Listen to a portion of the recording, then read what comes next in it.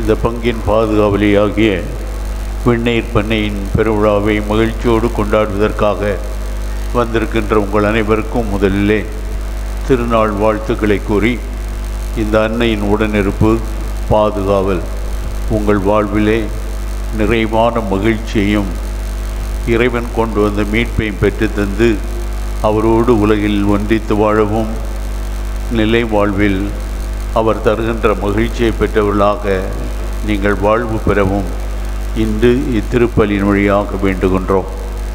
அன்பு சகோதர சகோதரிகளை, அகில உலகம் இன்று கன்னிமரியின் விண்ணீர் விழாவை மகிழ்ச்சியோடு கொண்டாடுகின்றது. இந்தியர்களாகிய நாம் விடுதலை பெற்று 77 ஆண்டுகள் நிறைவு காண்கின்ற மகிழ்ச்சியிலும் ஆண்டவருக்கு நன்றி கூறுகின்றவர்களாக இத்திருப்பலியை ஒப்புக் கொடுக்கின்றோம். இந்த நாட்களிலே விண்ணீர் பண்ணையின் திருச்சபை கோட்பாடுகளை பற்றி தெளிவாக நீங்கள் நிரம்ப கேட்டிருப்பீர்கள். ஆகவே ஒரு சில வார்த்தைகள் மட்டும் குறிப்பாக உங்களுக்கு நினைப்பூட்ட விரும்புகின்றேன். இன்று கன்னிமரி எலிசபெத்தை சந்தித்த பொழுது சொன்ன வார்த்தைகளை நாம் கேட்டுக்கொண்டிருந்தோம். கடவுளின் தாய் என்னிடம் வர நான் பேர் பெற்றவள் என்று சொன்ன வார்த்தைகள்.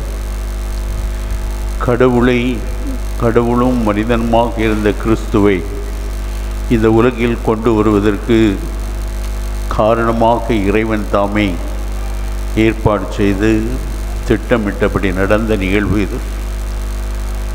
வானதூதர் நீர் கடவுளின் மகனை பெற்றெடுப்பீர் என்று சொன்னார். எலிசபெத்து தூய ஆவியினால் தூண்டப்பட்டவராக சொன்ன வார்த்தைகள், கடவுளின் தாய் என்னிடம் வர நான் பேறு பெற்றவள் என்று சொன்னார்.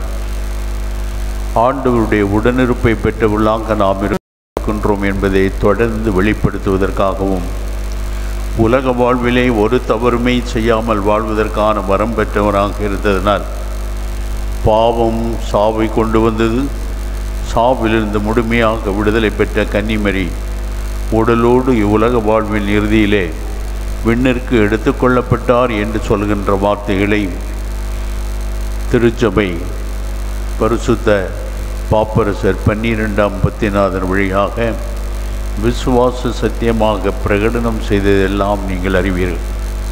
அந்த நம்பிக்கையில் இன்று நாம் விழா கொண்டாடுகின்ற இந்த நாளிலே அன்புக்குரியவர்களே, நாமும் இந்த உலகில் வாழ்கின்ற பொழுது இறைவனுடைய உடனிருத்தலை பெற்றவர்களாக என்றும் வாழ்வதற்காக வரம் பெறுகின்றோம் என்பதை மறந்து விடாமல் வாழ்வதற்கும் விண்ணிலே இறைவனோடு என்றும் ஒன்றித்திருப்பதற்கான வரத்தை திருமுழுக்கினால் நாம் பெற்றுக்கொண்டோம் என்ற மனப்பான்மையோடு செயல்படுகின்றவர்களாக வளரவும் ஆண்டவர் நம் ஒவ்வொருவருக்கும் அருள் தருகின்றார் என்பதை உணர்ந்தவர்களாக வாழ்கின்ற மனப்பான்மை, அது இந்த உலகிலே நாம் வாழ்கின்ற பொழுதே நமது உண்மையான அகமும் புறமும் சுதந்திரம் பெற்ற நிலையை உணர்ந்தவர்களாக நம்மை மாற்றுகின்றது என்பதை மறந்து விடாதீர்கள்.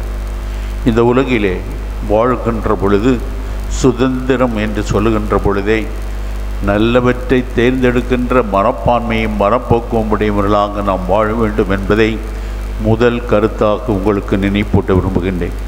ஒரு சின்ன நிகழ்ச்சி வழியாக ஒரு இளைஞன் தன்னுடைய வீட்டிலே பெற்றவர்கள் எப்பொழுதுமே இதை செய்யாதே அதை செய்யாதே என்று என்னை கட்டுப்படுத்துகின்றார்கள், எனது சுதந்திரத்தையே அவர்கள் தடை போடுகின்றார்கள் என்று குறை சொல்லுகின்ற பழக்கமுடையவனாக இருந்த ஒருவனை அவனுடைய தந்தையார் அந்த ஊரிலே ஞானி என்று கருதப்பட்ட ஒரு பெரியவரிடத்து இந்த இளைஞனுக்கு, என் மகனுக்கு நல்ல ஆலோசனை சொல்லுங்கள் என்று அவனை அழைத்து சென்றார்.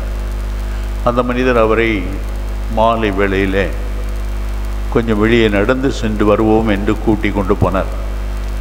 காட்டு பகுதியாக போகின்ற பொழுது ரோடு 2ஆக பிரிந்தது. ஒரு பக்கம் எழுதி வைத்திருந்தார்கள், இந்த வழியே போகாதீர்கள், இங்கு கொடிய வன விலங்குகள் இருக்கின்றது, உயிருக்கு ஆபத்தான சூழ்நிலை கூட வர முடியும் என்று எழுதி வைக்கப்பட்டிருந்தது. அதை பார்த்த அந்த பெரியவர் இந்த இளைஞனோடு அந்த வழியாகவே போவதற்காக முற்பட்டார். அந்த சிறுவன் உடனே பார்த்தவுடன் சொன்னான், இங்கே போகக்கூடாது என்று எழுதி வைத்திருக்கின்றதை ஏன் அப்படி போகச் சொல்கின்றீர்கள் என்று கேட்டார். அவர் சொன்னார், உயிருக்கு ஆபத்து, இப்படி போகக்கூடாது என்று எழுதி வைத்திருக்கின்றது என்று சொல்லுகின்ற பொழுது நான் என்ன சொல்ல வேண்டும் என்று நினைத்தேனோ அதையே நீ எனக்கே சொல்லிவிட்டாய் என்று சொன்னார். எதை செய்யக்கூடாது, எதை செய்ய வேண்டும் என்று சொல்லுகின்ற பொழுது தெரிந்தெடுக்கின்ற முறை, சரியானவற்றை தெரிந்தெடுக்கின்ற முறை நல்லதை செய்கின்ற மனப்பான்மை உடையவர்களாக நம்மை மாற்றுகின்றது என்பதை அன்புக்குரியவர்களே நாம் அனைவருமே உணர்ந்திருக்கின்றோம். திருச்சபை நமக்கு சில வழிமுறைகளை கொடுத்திருக்கின்றது என்றால் இவ்வாறு செயல்பட வேண்டும், இதை செய்ய வேண்டாம் என்று சொல்லுகின்ற பொழுது அது ஆண்டவருடைய வழிமுறையை நம்முடைய வாழ்விலே கடைபிடிப்பதற்கும் நாம் மகிழ்ச்சியாக இருப்பதற்கும் பிறரை மகிழ்விக்கின்றவர்களாக செயல்படுகின்றவர்களாக நம்மை மாற்றுவதற்கும் அது அடிப்படையான உதவியாக இருக்கின்றது என்பதை நமக்கு தெளிவாக உணர்த்துகின்ற நேரமாக இது மாற வேண்டும். அன்புக்குரியவர்களே, நம்முடைய செயல்முறைகள் நாம் உண்மையானவர்களாக, நேர்மையானவர்களாக, உண்மைக்கு சான்று பகருவதற்காக உலகிற்கு வந்த கிறிஸ்துவை போன்று நம் வாழ்வும் அமைந்திருக்க வேண்டும் என்பதை சுட்டி காண்பிப்பதற்காக இந்த பெருவிழாவிலே உண்மைக்கு சான்று பகர உலகிற்கு வந்த ஆண்டவரை நமக்கு உணவாக, விருந்தாக, நம்முடன் இருப்பவராக நமக்கு தந்த அன்னையை நினைவுபடுத்துகின்ற இந்த நேரத்திலே நாமும் நேர்மையுடன் வாழ்கின்றவர்களாக, கொடுக்கின்ற வாக்குறுதிகளுக்கு ஒரு நாளும் மாறுபடாமல் செயல்படுகின்றவர்களாக இருப்பதற்கு இன்று சிறப்பாக வர வேண்டும். அதற்காக ஒரு சின்ன நிகழ்ச்சி சொல்ல விரும்புகின்றேன். ஊரில் ஒரு பெரியவர் இப்படிப்பட்ட திருநாளைக்கு வந்த நேரமாக இருக்கலாம், தான் வைத்திருந்த பையிலே 1,00,000 ரூபாய் வைத்திருந்தாராம். அது எப்படியோ இழந்து விட்டார். உடனே ஒரு அறிக்கை விட்டார், நான் இழந்து போன 1,00,000 ரூபாயை கண்டுபிடித்து எனக்கு கொடுக்கின்றவர்களுக்கு நான் 10,000 ரூபாய் இனாமாக கொடுப்பேன் என்று சொன்னார். நிரம்ப பேர் அதனாலே தேட ஆரம்பித்தார்கள். சாதாரண ஒரு மனிதர் அது ஒரு வயல்கரையில் கிடப்பதை கண்டு திறந்து பார்த்தார். அதிலே நிரம்ப காசு இருந்தது. உடனே அதை எடுத்து கொண்டு போய், நீங்கள் இழந்த காணாமல் போன பை இதோ கிடைத்து விட்டது என்று சொன்னார். உடனே அவர் பையை திறந்து பார்த்து சொன்னாராம், இதில் 2 பவுன் மாலை ஒன்று இருந்ததே, அதை காணாமே, நீ அதை எடுத்துட்டியான்னு கேட்டார். நான் ஒன்றுமே அதிலிருந்து எடுக்கவில்லை என்று சொன்னார்.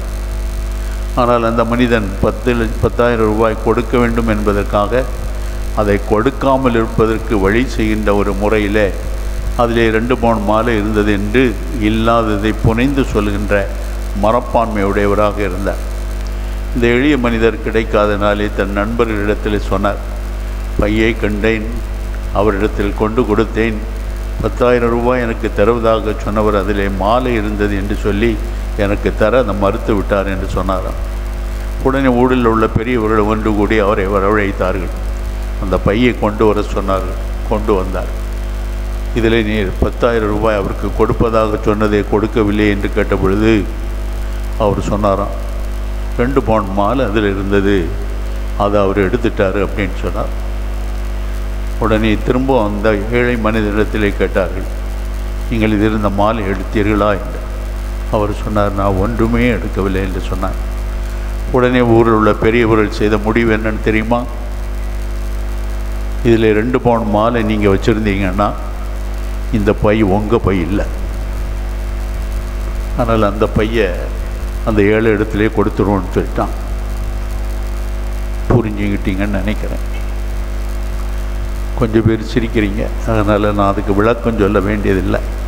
அன்புக்குரியவர்களே, இந்த அருமையான நாளிலே பிறருக்கு உதவி புரிகின்ற மனப்பான்மை, பிறரை வாழ வைப்பதற்காக இறைவனை இந்த உலகிற்கு கொண்டு வந்த கன்னிமரியின் பெருவிழாவை மகிழ்ச்சியோடு கொண்டாடி இன்று நாம் கேட்ட நற்செய்தியிலே இறுதி பகுதியிலே சொன்ன வார்த்தைகள், இஸ்ராயல் மக்களுக்கு உடனிருப்பவராக அவரை கொண்டு வந்த ஆண்டவர் இயேசுவை பெற்றெடுப்பதற்கான வரத்தை தந்த கன்னிமரி நம்மையும் அவருடைய பிள்ளைகளாக தேர்ந்தெடுத்திருக்கின்றார் என்ற மனப்பான்மையோடு இந்த உலகிலேயே நாம் வாழவும், நம்மை சூழ்ந்திருக்கின்றவர்கள் நம்முடைய நேர்மையான உண்மையான வாழ்க்கையை கண்டு இவர்கள் கிறிஸ்துவை தங்களிடத்திலே கொண்டிருக்கின்றார்கள் என்பதை கண்டுகொள்கின்ற மக்களாக வாழ்வதற்காகவும், அன்னை கன்னிமரியின் பாதுகாவல் நமக்கு உண்டு என்ற நம்பிக்கையில் என்றுமே செயல்படுகின்ற மக்களாகவும் வாழ்வதற்காக இந்த பெருவிழா நம் அனைவருக்கும் துணை புரியட்டும்.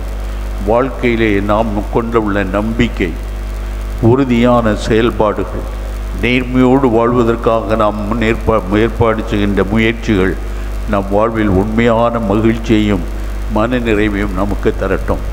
என்றுமே கன்னிமரி நமக்கும் தாயாக ஆண்டவர் கொடுத்திருக்கின்றார்.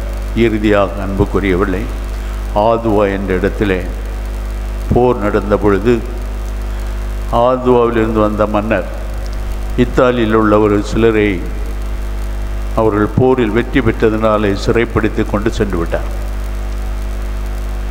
அதிலே இளைஞன் ஒருவன் இத்தாலியன், தனது தாய்க்கு ஒரே மகன். அந்த தாய் ஒவ்வொரு நாளும் வெந்நீர் பண்ணையின் சுருவத்திற்கு முன் வந்து ஜெபிப்பாள். என்னுடைய மகன் விடுதலை பெற வேண்டும், அவன் ஒருவன் தான் என்னுடைய வாழ்வுக்கு துணையாக இருக்கின்றான் என்று ஒவ்வொரு நாளும் ஜெபிப்பாள். மெழுகு திரி ஏற்றி வைத்து ஜெபிக்கின்ற அந்த சுருவம் ஒரு நாள் வாய் திறந்து பேசுவது போல அவர் கேட்டார், நீ அந்த அரசருக்கு ஒரு கடிதம் எழுது,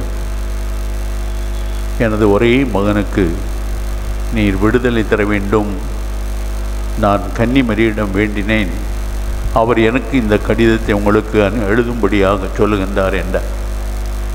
அரசன் ஒரு நாள் அந்த கடிதத்தை பெற்றுக்கொண்டவர் சிறைப்பட்டவர்கள் எல்லாரும் கூடியிருக்கின்ற இடத்திலே அந்த இளைஞனை பேர் சொல்லி அழைத்தார். அவன் அருகிலே வந்த பொழுது சொன்னார், இந்த கடிதத்திலே உன் தாய் எழுதியிருப்பதை பார். அதே தாய் அன்னை மரியிடம் வேண்டியது போல எனக்கும் அவர் தாயாக இருக்கின்றார். உனக்கு விடுதலை மட்டுமல்ல, அந்த கன்னிமரி நம் அனைவருக்குமே தாய் என்பதை உணர்ந்தவராக விடுதலை கொடுப்பதோடு நீ வீடு செல்வதற்காகவும் அங்கு மகிழ்ச்சியாக இருப்பதற்காகவும் உனக்கு இந்த தொகையை கொடுக்கின்றேன் என்று சொல்லி வழி அனுப்பினாராம். அன்புக்குரியவளே, இந்த ஆலயத்திற்கு வந்திருக்கின்ற நாம் அனைவருமே இறை எண்ணெயை தாயாக பெற்றிருக்கின்றோம் என்ற மகிழ்ச்சி, என்றும் வாழ்கின்ற அவர் நமக்கு தாயாக இருக்கின்றார் என்ற மன அமைதி, நம் வாழ்விலே இறைவனிடத்தில் வைத்திருக்கின்ற நம்பிக்கையில் நம்மை வளர வைக்கவும், அந்த நம்பிக்கையினால் தூண்டப்பட்டவர்களாக நாம் ஒவ்வொரு நாளும் இறைவனுடைய அன்பில் வளரவும், பிறருக்கு உண்மையான மகிழ்ச்சியை தருகின்றவர்களாக வாழவும் இந்த திருவிழா உண்மையான பெருவிழாவாக, புனிதமான வாழ்வாக நாம் ஒவ்வொருவருக்கும் அமையட்டும் என்று வேண்டுவோம். ஆமென்.